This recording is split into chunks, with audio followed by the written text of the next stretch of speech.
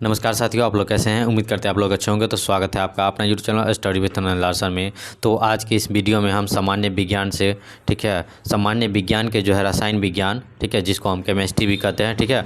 Chemistry एक part से होता है, साइंस का जो है 3 पार्ट्स होता है, केमिस्ट्री, बायोलॉजी एंड फिजिक्स। तो इसमें हम केमिस्ट्री का जो है प्रथम चैप्टर जो है परमाणु संरचना जिसको हम एटॉमिक स्ट्रक्चर भी कहते हैं, इससे कुछ महत्वपूर्ण क्वेश्चन बताएंगे जो कि आपको किसी भी कॉम्पिटिटिव एग्जाम के लिए काफ़ी महत्वपूर्ण रहेगा। तो इस वीडियो को शुरू से लास्ट तक देखते रहिए। तो चलिए बिना समय गवाए पहला क्वेश्चन को देखते हैं। तो इसका पहला नंबर क्वेश्चन में कहता है कि कण बोसॉन, ठीक है, कण जो है वो बोसॉन नाम का संबंध किस नाम से है, ठीक है। बोसॉन नाम का जो संबंध है वो किस नाम से है। तो इसका उत्तर जो है आंसर बी है, ठीक है, SN बोस। दूसरा क्वेश्चन देखते हैं।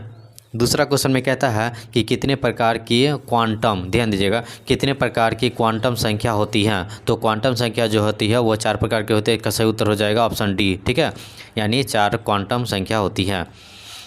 अगला प्रश्न देखते हैं। 3 नंबर कहता है चक्रण क्वांटम जो है, ठीक है, क्वांटम जो है वो संख्या के कितने, ठीक है, मान संभव है। तो चक्रण क्वांटम संख्या के जो है कितने मान संभव है। तो इसका सही उत्तर है ऑप्शन ए, जो कि 2 संभव है, ठीक है। चलिए अगला प्रश्न को देखते हैं। अगला जो 4 नंबर क्वेश्चन में कहता है कि निम्नलिखित में से किस तत्व की परमाणुकता 1 होती है। तो किस तत्व की जो है परमाणुकता जो होती है वह 1 होती है। तो इसका सही उत्तर हो जाएगा ऑप्शन डी, जो कि आर्गन का जो है परमाणुकता जो है 1 होता है, ठीक है। चलिए अगला क्वेश्चन देखते हैं। 5 नंबर क्वेश्चन में कहता है कि 52 GHE, ठीक है, 52 ग्राम जो है HE में मोलों की संख्या कितनी हो जाएगी, ठीक है। 52 ग्राम HE में जो है मोलों की संख्या कितनी होगी। तो इसका सही उत्तर है ऑप्शन बी, जो कि 13 हो जाएगा। अगला नंबर क्वेश्चन है 6, कहता है कि किसी तत्व की द्रव्यमान संख्या किससे संदर्भित की जाती है। तो किससे संदर्भित की जाती है। तो इसका सही उत्तर हो जाएगा ऑप्शन सी, जो कि प्रोटॉन एवं न्यूट्रॉन की संख्या से। अगला प्रश्न देखते हैं। अगला जो प्रश्न है 7 नंबर, कहता है कि रसायन शास्त्र में कौन सी वस्तु है, रसायन शास्त्र में वो कौन सी वस्तु है जिसे छोटे सरल रासायनिक वस्तुओं में विभाजित नहीं किया जा सकता है, ठीक है। छोटे सरल रासायनिक वस्तुओं में विभाजित नहीं किया जा सकता है तथा वह एक प्रकार के अनुकर्मों से बनी होती है। तो कौन सी। तो इसका उत्तर हो जाएगा ऑप्शन बी, जो कि तत्व है, ठीक है। चलिए नेक्स्ट क्वेश्चन को देखते हैं। अगला जो प्रश्न है 8 नंबर, कहता है रसायन शास्त्र में उस मिश्रण को क्या कहते हैं। रसायन शास्त्र में यानी केमिस्ट्री में जो है उस मिश्रण को हम क्या कहेंगे जो समरूप हो तथा जिसके अवयवों को आसानी से पहचाना नहीं जा सकता है। तो कौन सा है। तो इसका उत्तर हो जाएगा ऑप्शन सी, जो कि समरूप है। नेक्स्ट क्वेश्चन देखते हैं। 9 नंबर क्वेश्चन में कहता है, ध्यान दीजिएगा, 9 नंबर क्वेश्चन में कहता है कि किसी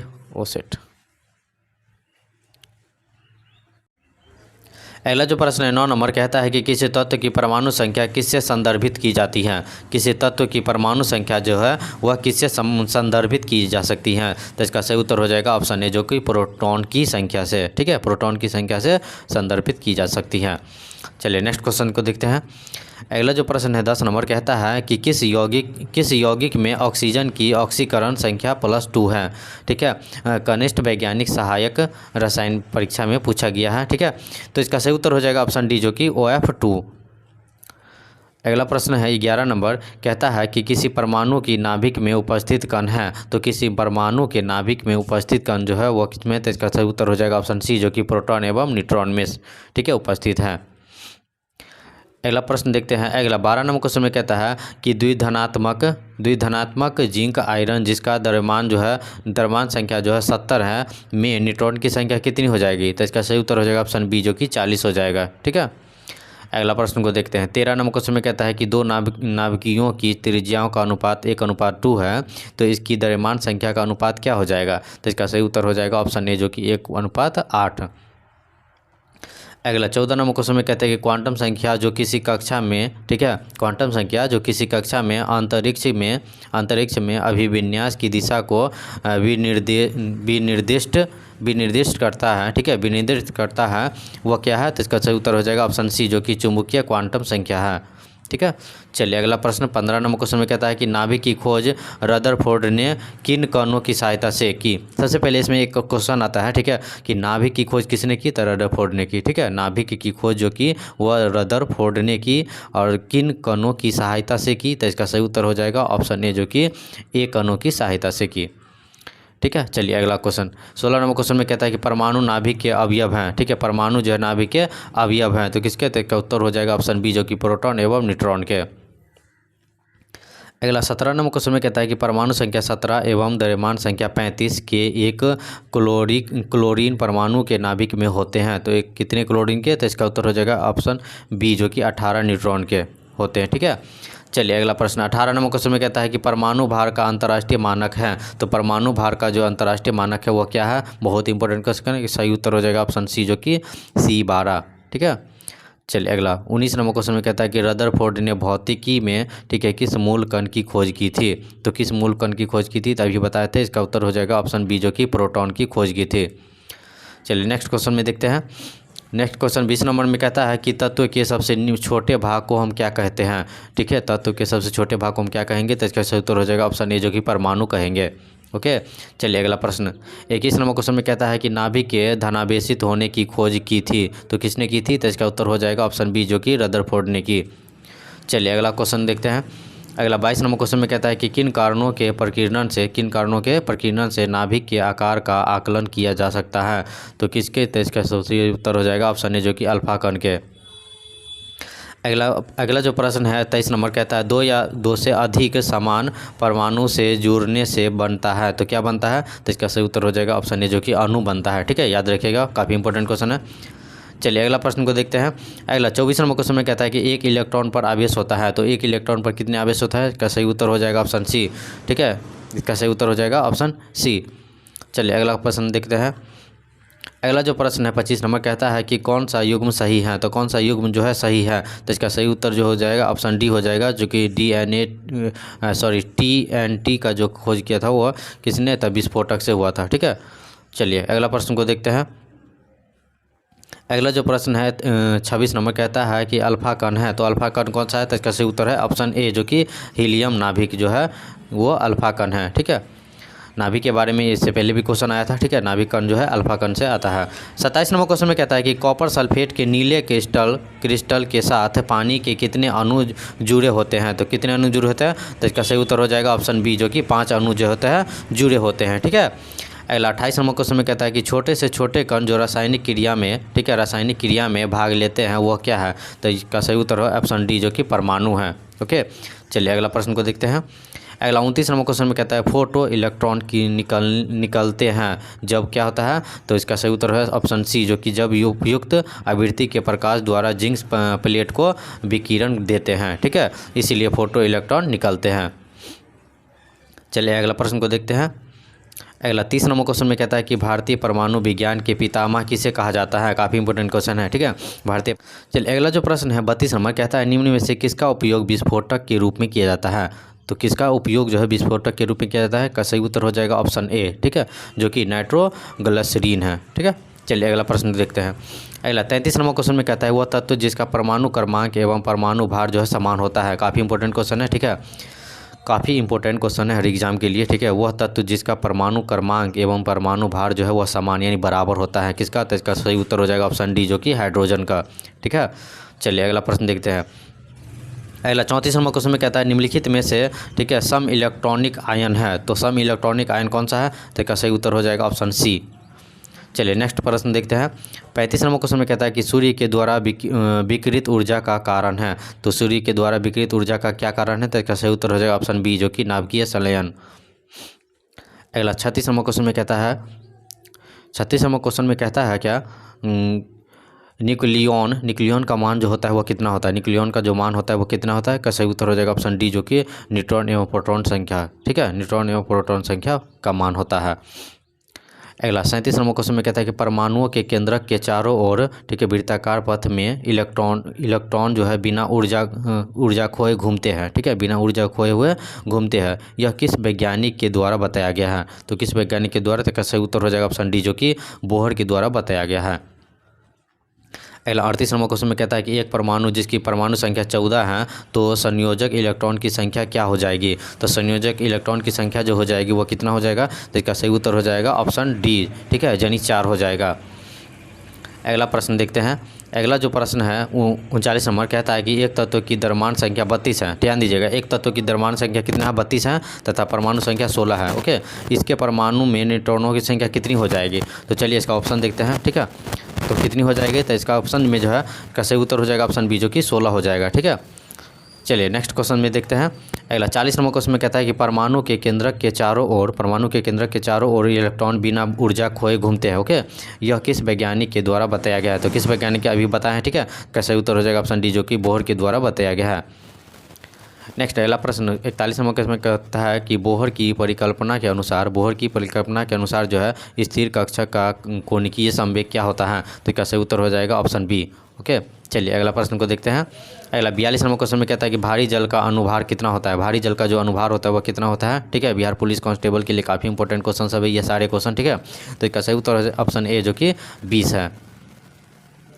अगला 43 नंबर क्वेश्चन में कहता है निम्नलिखित कणों में से किसका द्रव्यमान सबसे अधिक है। तो निम्नलिखित कणों में से जो है किसका मान सबसे अधिक है। तो इसका सही उत्तर हो जाएगा ऑप्शन बी, जो कि अल्फा कण का। ओके, चलिए अगला प्रश्न 44 नंबर क्वेश्चन में कहता है एक परमाणु के नाभिक में, ठीक है, सम्मिलित होता है। तो क्या सम्मिलित होता है, का सही उत्तर हो जाएगा ऑप्शन सी, जो कि न्यूट्रॉन एवं प्रोटॉन सम्मिलित होता है। काफ़ी इंपॉर्टेंट क्वेश्चन है बिहार पुलिस के लिए। चलिए अगला प्रश्न को देखते हैं। अगला 45 नंबर क्वेश्चन में कहता है कि एक इलेक्ट्रॉन एवं प्रोटॉन की तरंग दैर्ध्य समान है। एक इलेक्ट्रॉन एवं प्रोटॉन की तरंग दैर्ध्य जो है वह समान है, यह किसका वेग अधिक होगा, ठीक है। इसमें जो किसका वेग अधिक होगा, तो इसका सही उत्तर हो जाएगा ऑप्शन ए, जो कि इलेक्ट्रॉन का जो वेग होगा वह अधिक हो जाएगा। ओके, चलिए अगला प्रश्न को देखते हैं। अगला जो प्रश्न है 46 नंबर क्वेश्चन में कहता है जैडविक ने एक, ठीक है, उपपरमाणिक कण का आविष्कार किया, ठीक है। उपपरमाणिक कण का जो है आविष्कार किया, उस कण की विशेषता क्या है। तो उस कण की जो विशेषता है का सही उत्तर है ऑप्शन डी। उसकी विशेषता जो है वह सार्थक द्रव्यमान एवं कोई आवेश नहीं है, ठीक है, यही विशेषता है। अगला 46 नंबर क्वेश्चन में कहता है कि ठीक है, चैडविक ने एक उपपरमाणविक कण का आविष्कार किया, ठीक है। एक उपपरमाणविक कण का जो है आविष्कार किया, उस कण की विशेषता क्या है। तो उस कण की विशेषता क्या है, तो इसका सही उत्तर जो है वो ऑप्शन डी है। उसकी विशेषता कहता है कि सार्थक जो है द्रव्यमान है, ठीक है, सार्थक द्रव्यमान है, इसमें सार्थक द्रव्यमान है तथा कोई आवेश नहीं है इसमें। ओके, चलिए अगला क्वेश्चन देखते हैं। अगला जो प्रश्न है 47 नंबर कहता है कि परमाणु का जो आकार है वो कितना है। तो क्या सही उत्तर है ऑप्शन ए, ठीक है, जो 10 की पावर -10 मीटर। अगला जो प्रश्न है 48 नंबर कहता है इनमें से क्या एक उपपरमाणिक कण नहीं है। तो एक उपपरमाणिक कण नहीं है, कौन सा है। तो सही उत्तर हो जाएगा ऑप्शन बी, जो कि ड्यूटरा जो है वह उपपरमाणिक कण नहीं है। ओके, चलिए अगला 49 नंबर क्वेश्चन में कहता है कि निम्नलिखित में से किस तत्व का परमाणु त्रिज्या सबसे छोटा होता है। तो क्या सही उत्तर हो जाएगा ऑप्शन बी, जो कि क्लोरीन, ठीक है, क्लोरीन का। अगला प्रश्न 50 नंबर क्वेश्चन में कहता है 50 नंबर क्वेश्चन जो है वह उसमें कहता है कि निम्नलिखित में जो है समन्यूट्रॉनिक समूह है। तो समन्यूट्रॉनिक समूह कौन सा है। तो क्या सही उत्तर हो जाएगा ऑप्शन डी, ठीक है। इसमें जो है जितना भी है वह समन्यूट्रॉनिक समूह है। ओके, चलिए अगला जो प्रश्न है 51 नंबर कहता है 51 नंबर किसी प्रथम कोटि अभिक्रिया की अर्धवायु 6 मिनट है, ठीक है। अर्धवायु जो है वह 6 मिनट है। तो अभिक्रिया का वेग स्थिरांक होगा, तो अभिक्रिया का जो वेग होगा स्थिरांक में क्या होगा। तो इसका सही उत्तर हो जाएगा ऑप्शन सी, ठीक है। चलिए काफ़ी इंपॉर्टेंट क्वेश्चन सब है। अगला जो 52 नंबर क्वेश्चन में कहता है कि इतना क्या है, ठीक है। ये सब जो दिया गया है CI 17 CI 35, ठीक है, 17 CI 37 के ये क्या है। तो ये क्या है, तो इसका सही उत्तर हो जाएगा ऑप्शन बी, जो कि समस्थानिक है, ठीक है, समस्थानिक है। 53 नंबर क्वेश्चन में कहता है निम्नलिखित में से किस रेडियोधर्मी तत्व की किरणों का कैंसर के उपचार में प्रयोग किया जाता है। तो कुछ में इसका सही उत्तर हो जाएगा ऑप्शन डी, जो कि कोबाल्ट को। ओके, कोबाल्ट को जो है कैंसर में उपयोग किया जाता है। 54 नंबर क्वेश्चन में कहता है निम्नलिखित में से कौन सा जो है रेडियो एक्टिव समस्थानिक पुराने पदार्थों की आयु ज्ञात करने के लिए उपयोग किया जाता है। तो पुराने पदार्थों की आयु ज्ञात करने के लिए किसका प्रयोग किया जाता है। तो इसका सही उत्तर हो जाएगा ऑप्शन बी, जो कि कार्बन 14, ठीक है, जो कि इंटर क्लास में आप लोग पढ़े होइएगा हिस्ट्री में भी दिया गया है और साइंस में भी दिया गया है। ओके, तो 55 नंबर क्वेश्चन में कहता है कि रेडियो सक्रियता की इकाई है। तो रेडियो सक्रियता का जो इकाई है वो कितना है, तो इसका सही उत्तर है ऑप्शन डी, इनमें से सभी का। ठीक है, इसमें सभी का जो है क्यूरी है, वेकवेयरल है, ठीक है, रदरफोर्ड है, इसमें जो है रेडियो सक्रियता इकाई में होती है। अगला जो प्रश्न है 56 नंबर क्वेश्चन में है। ठीक है, 56 नंबर क्वेश्चन में कहता है कि एक, ठीक है, एक जो है एक कण के, ठीक है, उत्सर्जन में परमाणु क्रमांक और परमाणु द्रव्यमान में क्या परिवर्तन हो सकता है। तो क्या परिवर्तन हो सकता है, का सही उत्तर हो जाएगा ऑप्शन डी, जो कि परमाणु क्रमांक में 2 तथा परमाणु द्रव्यमान में 4 की कमी हो सकती है। ठीक है, यही परिवर्तन होता है। अगला जो 57 नंबर क्वेश्चन में कहता है कि पृथ्वी की आयु का आकलन किया जाता है। तो पृथ्वी का आयु का जो आकलन किया जाता है वो ऑप्शन नंबर 1 से किया जाता है। ठीक है, जो कि यूरेनियम डेटिंग से किया जाता है। ठीक है, इसमें और भी ऑब्जेक्टिव है, ठीक है, ऑप्शन है, बट इसका जो सही आंसर है वो यूरेनियम डेटिंग से किया जाता है। ठीक है, चलिए अगला प्रश्न को देखते हैं।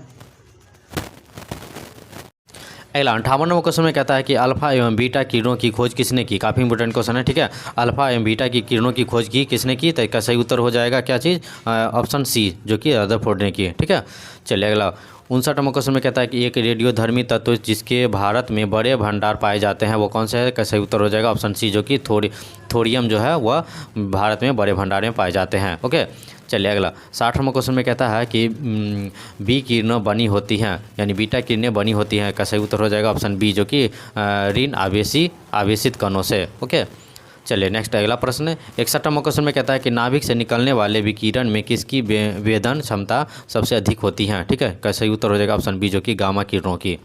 ओके, 62 नंबर क्वेश्चन में कहता है निम्न में से कौन सा रेडियोधर्मी तत्व हृदय पेसमेकर बनाने में उपयोग आता है। रेडियोधर्मी तत्व जो हृदय पेसमेकर बनाने में आता है, तो उपयोग आता है किसमें, का सही उत्तर हो जाएगा ऑप्शन डी, जो कि प्लूटोनियम को। ठीक है, प्लूटोनियम को। अगला 63 नंबर क्वेश्चन में कहता है 63 नंबर क्वेश्चन में कहता है 63 नंबर क्वेश्चन में कहता है कि प्राचीन वस्तुओं की आयु ज्ञात करने के लिए प्रयुक्त रेडियोधर्मिक तत्व हैं, तो कौन सा है, तो अभी बताए हैं पीछे क्वेश्चन में, तो का सही उत्तर है ऑप्शन डी, जो कि कार्बन 14 से। ठीक है, चलिए अगला प्रश्न है 64 नंबर क्वेश्चन में कहता है कि पृथ्वी की आयु का निर्धारण किया जा सकता है, तो कैसे, तो का सही उत्तर हो जाएगा ऑप्शन बी, जो कि रेडियो मैट्रिक काल निर्धारण द्वारा किया जा सकता है। ओके, चलिए अगला प्रश्न है 65 नंबर क्वेश्चन में कहता है कि कार्बन डेटिंग में कौन सा सिद्धांत प्रयुक्त होता है। काफ़ी इंपॉर्टेंट क्वेश्चन है, कार्बन डेटिंग में कौन सा सिद्धांत प्रयुक्त होता है, का सही उत्तर हो जाएगा ऑप्शन डी, जो कि रेडियो सक्रियता सिद्धांत प्रयुक्त किया जा सकता है। ओके,